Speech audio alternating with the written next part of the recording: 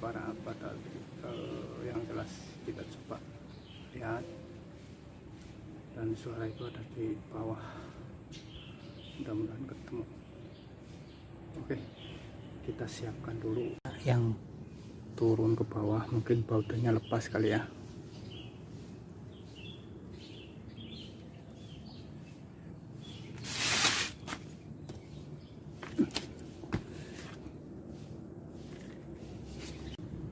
Ya, lihat nih ya,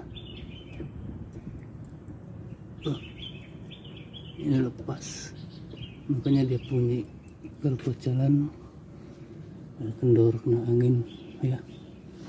Akhirnya udah ya. Oke, kita betulin aja langsung. Ini nggak butuh peralatan khusus ya, cuman butuh baut sama obeng. Oke, kita langsung sampai sini aja, kita selesaikan.